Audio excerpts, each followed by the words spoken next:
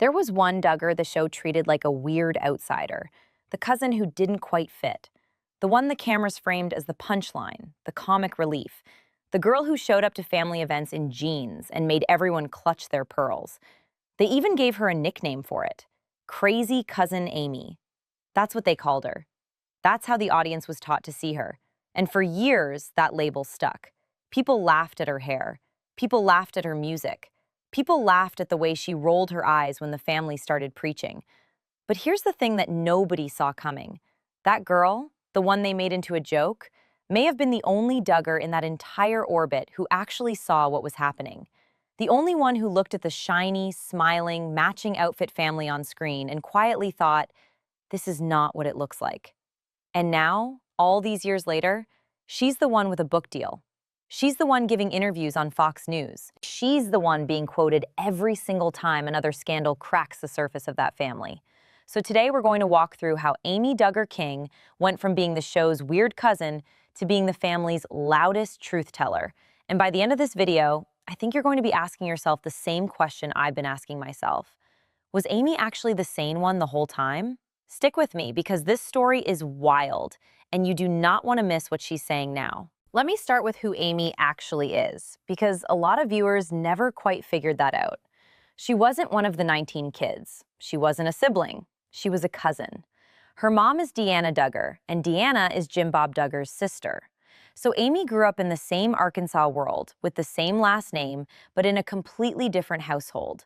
Her parents weren't part of the same ultra-strict religious community that Jim Bob and Michelle built their entire empire around. And that one difference, that single line in the family tree, ended up shaping absolutely everything about how she was treated on camera and how she sees the family today. Amy appeared in all 10 seasons of 19 Kids and Counting. She wasn't a guest. She wasn't a one-episode walk-on. She was woven into the show from the very beginning. You saw her at the weddings. You saw her on her birthdays. You saw her tagging along on outings. And every single time she showed up, the producers seemed to find a new way to remind the audience that she was different. Different in a way that was supposed to be funny. Different in a way that made the rest of the family look more wholesome by comparison. And that brings me to the part of this story that, looking back now, feels really uncomfortable. Why did they call her crazy? What did she actually do that earned that nickname? I want you to really think about this for a second, because the answer is going to tell you everything you need to know about the world she was standing in. She wore jeans. She listened to rock music. She had a shoulder-length haircut. That was it. That was the bar for being labeled the wild one. In any normal family in America, none of that would even register. A teenage girl in jeans listening to music with a guitar in it is not a scandal. That's just a Tuesday. But in the Duggar world, the world that was built around the Institute in Basic Life Principles, the world where girls wore long skirts and long hair and long sleeves and didn't dance and didn't listen to anything with a beat, Amy was a walking provocation just by existing the way she existed. And the show leaned into it. The producers leaned into it. The family leaned into it. They turned her difference into a running joke. And the audience at home, who didn't know any better, laughed along. Because that's how reality TV works. You don't get the truth. You get the edit. And the edit said Amy was the weird one. The edit said Amy didn't belong. The edit said the rest of them, the smiling matched ones, they were the standard. She was the deviation. Now keep that in your head as we move forward, because this is where the story turns. In 2015, everything cracked open. You probably remember when that happened. The reports came out about Josh Duggar, the oldest son, the public face of the family, the guy who had been positioned as the golden child his whole life. The reports detailed allegations involving underage victims from years earlier. The family had known. The family had handled it internally. The cameras had kept rolling. And when it all spilled into public, the response from a lot of the Duggars, at least the response we saw, was carefully managed. Press statements, talking points, a circling of the wagons. But Amy didn't do that. Amy did something none of the others did. According to her own account, just weeks after the allegations went public, she got in her car and drove straight to her Uncle Jim Bob's house. She walked up to the door. She asked questions. And she confronted Josh directly. She didn't hide behind a publicist. She didn't release a statement. She didn't issue some carefully worded things about prayer and forgiveness. She showed up, in person. While the rest of the family was figuring out how to spin it, she was the one asking why. And from that moment forward, the relationship between Amy and the core Duggar household was never the same. She had crossed a line that the family does not allow you to cross. She had broken ranks. She had treated her cousin like an adult who needed to answer for what he had done, instead of a family member who needed to be protected at all costs. That moment, that drive, that confrontation, that's where the arc really starts. And then, in 2025, she put it all in writing. October 14th, 2025. A book hits shelves with a title that tells you exactly where she stands. Holy Disruptor. Shattering the shiny facade by getting louder with the truth.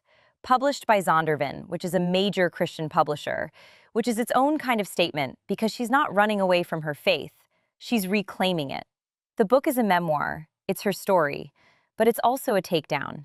It's a takedown of the system she grew up watching destroy her cousins. It's a takedown of the Institute in Basic Life Principles, the religious organization founded by Bill Gothard that the Duggars were deeply involved with for decades. It's a takedown of the idea that family secrecy is the same thing as family loyalty. And the title itself, Holy Disruptor, that's not an accident. She's framing herself as someone called to break things on purpose, called to make noise, called to refuse the silence that the family handed her. And here's what's wild. The book reframes everything you thought you knew about crazy cousin Amy, because suddenly that nickname doesn't sound like a tease anymore. It sounds like a warning label. A warning the family put on her so the audience would discount whatever she eventually had to say. And now she's saying it, loudly, in hardback, with a publishing contract and a press tour and a podcast circuit. That's not the story arc the show wrote for her. That's the story arc she wrote for herself. Now let's get into what she actually alleges in the book, because this is where things get heavy, and I want to be careful and fair about how I frame this. These are her claims, her account, her experiences as she remembers them. She's the one making them. She's the one putting her name on them. The biggest revelation in the book, and the one that's gotten the most attention in the press, involves her late grandfather, Jimmy Lee Duggar. According to Amy, her grandfather was not the man the cameras showed. According to Amy, he was abusive. According to Amy, the abuse her mother Deanna experienced as a child at his hands was severe, and at one point, in her telling, came dangerously close to costing her mother her life. She uses words like predator. She uses the language of generational trauma. And she frames the whole picture as a pattern of men in that extended family who were treated as untouchable. A pattern of women whose pain got buried so the image could keep going. A pattern of secrets that traveled down the bloodline, one generation handing them to the next, dressed up in modest clothing and Sunday smiles. And then she connects all of that to the Institute in Basic Life Principles, the IBLP, the religious system the family built itself around. Amy's critique of IBLP is essentially this. When you build a community where men are the unquestioned heads of every household, where women are taught that submission is the highest virtue, where children are taught that obedience is more important than safety, where every problem gets handled inside the family instead of brought to outside authorities, you don't get holiness. You get cover-ups. You get cycles. You get exactly the kind of repeating pattern that, in her telling, has shown up in her family more than once. And then March 2026 happened. And the book she had just published got pulled right back into the spotlight in a way she probably wished it didn't have to be. On March 18th, 2026, Joseph Duggar, one of Jim Bob and Michelle's sons, was arrested. The charges involve allegations of with reporting indicating the alleged victim was 9 years old at the time, during a 2020 family trip to Panama City Beach. Joseph has been charged, and the legal process is unfolding. These are allegations at this stage, and the case will move through the courts the way these cases do. But the family that had built itself on a brand of moral perfection was, once again, watching one of its own get booked into a jail. And Amy was right there. She put out a statement saying she was sickened, heartbroken, and deeply angry. She praised the courage of the young person who came forward. She made it very clear where her sympathies were. And then, when she sat down for an interview with Fox News Digital, she said something that I think hit harder than maybe she even meant it to.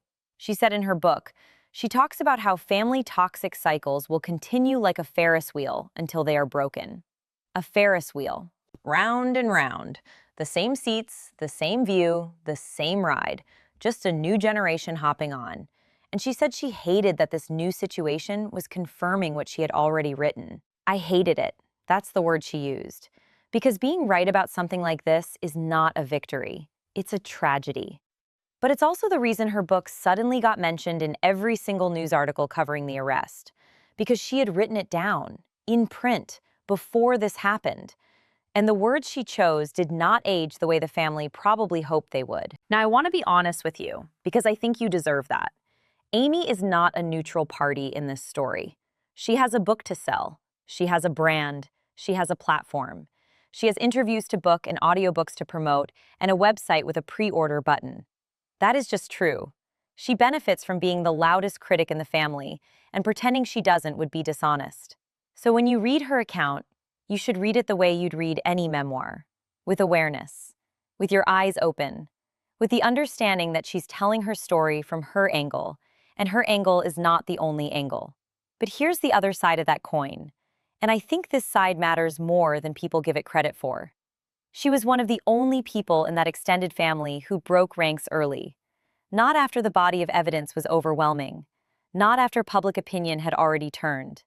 She drove to her uncle's house in 2015, right after the first wave, while the family was still in damage control mode, while there was still a cost to speaking up. She paid that cost. She lost the closeness. She lost the easy access. She lost whatever version of belonging she'd had before. And she kept talking anyway. She showed up in 2023 in the documentary Shiny Happy People. She talked. She kept talking through 2025 when her book came out. She kept talking through 2026 when Joseph was arrested. That consistency, that refusal to fall back in line, that's not nothing. You can think she's promoting a book and also think she's telling the truth. Those two things are allowed to be true at the same time. Most things in real life are like that. Messy, mixed, both. So let me bring this back to where we started. The girl the show called crazy. The cousin in jeans. The one with the shoulder-length haircut and the rock music and the rolled eyes. The one the audience was taught to discount. Look at her now. She's the one with the book. She's the one with the platform. She's the one getting quoted every time another headline drops out of that family. She's the one who said out loud, years ago, that the cycle was going to keep turning until somebody stopped it. And in March 2026, when the cycle turned again, her words were already in print, waiting. The label they hung on her, Crazy Cousin Amy, that label was supposed to make her smaller. It was supposed to be a way to control what the audience thought of her. But the joke kind of broke, didn't it? Because now, when you say Crazy Cousin Amy, it doesn't sound like a punchline. It sounds like a prediction that came true. The crazy one turned out to be the clear-eyed one. The weird one turned out to be the brave one. The outsider turned out to be the only one who could see the door. I'm not going to tell you what to think about her. I'm not going to tell you whether you should buy the book or skip the book. I'm not going to tell you she's a hero, because she's a human being, and human beings are complicated, and she's allowed to be complicated. But I am going to ask you the question I asked at the top of this video. Was Amy the sane one all along? Was the family, the one with the cameras and the matching outfits and the perfect smiles, the real crazy part? And was she the one person willing to point at it and say so? Drop your honest take in the comments. I want to hear it. Tell me if you remember how she was edited on the show. Tell me if your opinion of her has changed over the years. Tell me if you've read the book, and if you have, tell me what hit you the hardest. I read every comment, and the conversations down there are honestly the best part of doing this. If this is your first time on the channel, I'm Jenny, and on Jenny Exposes, we go deep into the stories the headlines only skim. The Duggar saga is far from finished, and I've got a lot more coming on the family, the system around them, and the people who've been brave enough to walk away from it. Hit that subscribe button so you don't miss the next one. Smash the like button if you got something out of this, and I will see you in the next video.